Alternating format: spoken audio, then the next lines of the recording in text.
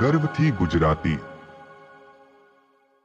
સાંજનું ટાણું હતું. માં વિનાનો દીકરો અને બાપ સાથે રહેતા હતા.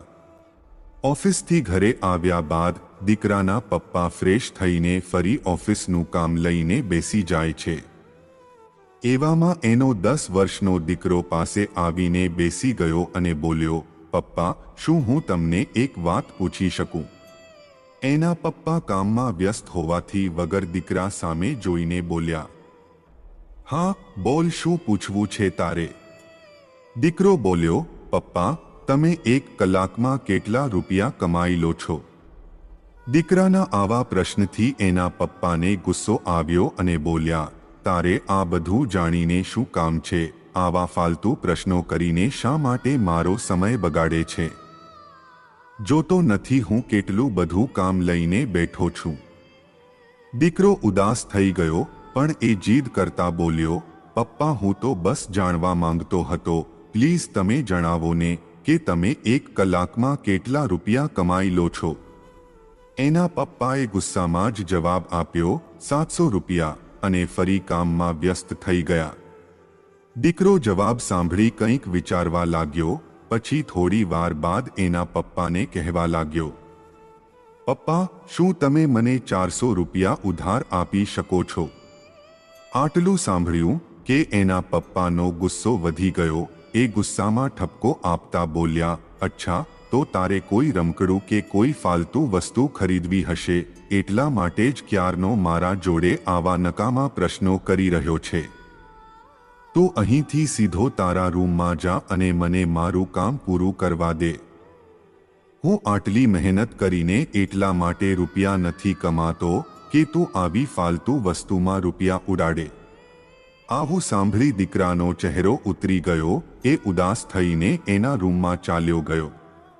બાપ જ્યાં સુધી કામમાં વ્યસ્ત રહ્યો ત્યાં સુધી એના દીકરાથી નારાજ રહ્યો, પરંતુ કામ પૂરું થતાં એની નારાજગી દૂર થઈ ચૂકી હતી. દીકરા સાથે કરેલા ખરાબ વર્તન માટે એને દુઃખ થવા લાગ્યું. એ પોતાની જાતને કોસવા લાગ્યો.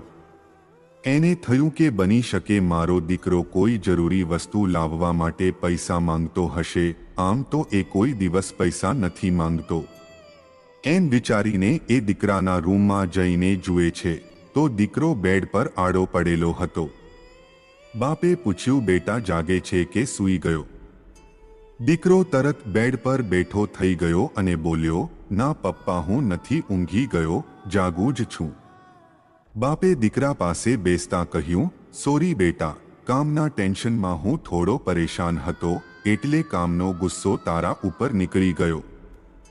મારે તારા પર ગુસ્સો નહોતો કરવો જોઈતો. લે આ 400 રૂપિયા, જે તારે જોઈતા હતા. દીકરો ખુશ થઈને બોલ્યો, થેન્ક યુ પપ્પા. દીકરાએ 400 રૂપિયા બેડ પર મૂકી તકિયા નીચેથી કેટલીક નોટો કાઢી એને ગણવા માંડ્યો. આ જોઈને એના બાપને ગુસ્સો આવ્યો. એ બોલ્યો, તારા જોડે પહેલાથી આટલા પૈસા હતા તો મારા જોડે શા માટે માંગ્યા? દીકરો બોલ્યો, કારણ કે મારા જોડે થોડા ખૂટતા હતા એટલે મેં તમારા જોડે માંગ્યા. હવે મારા જોડે પૂરા પૈસા છે જેટલી મારે જરૂર હતી. ત્યારબાદ એના પાસે હતા એ અને પપ્પાએ આપેલા 400 રૂપિયા ભેગા કરીને એના પપ્પાના હાથમાં આપતા નિર્દોષતાથી દીકરો બોલ્યો, પપ્પા, આ લો પૂરા 700 રૂપિયા. શું આટલા રૂપિયામાં હું તમારો 1 કલાકનો સમય ખરીદી શકું છું? જો એવું શક્ય હોય તો પ્લીઝ પપ્પા, આવતીકાલે મારા જન્મદિવસમાં વહેલા ઘરે આવજો.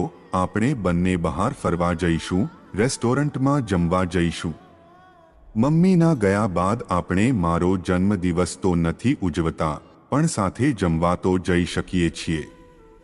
દીકરાની વાત સાંભળી બાપના ચહેરાનો રંગ ઉડી ગયો. કામની વ્યસ્તતામાં એ ભૂલી જ ગયો હતો કે માં વિનાના દીકરાને એની કેટલી જરૂર છે, એ કેટલી એકલતા અનુભવે છે.